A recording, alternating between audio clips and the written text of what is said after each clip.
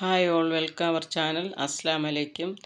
ഒരു പിടി ചുവന്ന ചീര വാങ്ങിയിട്ടുണ്ട്. നന്നായി കഴുകി വെള്ളമൊക്കെ തോർത്തി അതിനൊന്ന് മാറ്റി വയ്ക്കാം. ഇനി നമുക്കതിലേക്കുള്ള ചീരയിലേക്കുള്ള അരപ്പ് തയ്യാറാക്കാം. ഒരു 2 പിടി തേങ്ങ, ചിരകിയ തേങ്ങ ഇട്ട് 4-5 അല്ലി വെളുത്തുള്ളിയും ഒരു പച്ചമുളകും കറിവേപ്പിലയും, ആവശ്യത്തിനുള്ള മഞ്ഞൾ, ഒരു 1/4 ടീസ്പൂൺ അളവിൽ മഞ്ഞൾ എടുത്താൽ മതിയാകും.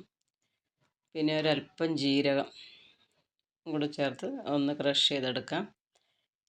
ഇനി നമുക്ക് വെളിച്ചെണ്ണ ഒഴിച്ച് കടുക് വറുക്കാം. ചീര ഞാൻ കുഞ്ഞായിട്ട് അരിഞ്ഞ് വെച്ചിട്ടുണ്ട്. കടുക് പൊട്ടിയാലുടനെ നമുക്ക് മുളകിട്ട് കൊടുക്കാം. വറ്റൽ മുളക് കൂടെ ചേർത്ത്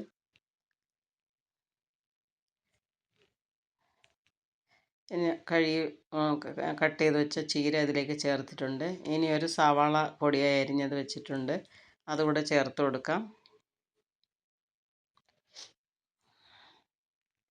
ഇനി ചതച്ച് വെച്ച അരപ്പൂടെ അതിൽ ചേർത്ത് ഉപ്പും ചേർത്ത് ഒന്ന് കൈയെടുക്കാതെ ഒന്ന് ഇളക്കി കൊടുക്കാം. ഇതിൽ വെള്ളം ചേർക്കുകയോ അടച്ചു വയ്ക്കുകയോ ഒന്നും ചെയ്യരുത്. ഇങ്ങനെ നമ്മൾ ഇതുപോലെ ഒന്ന് ചിക്കി ഒന്ന് വേവിച്ചെടുത്താൽ മതിയാകും.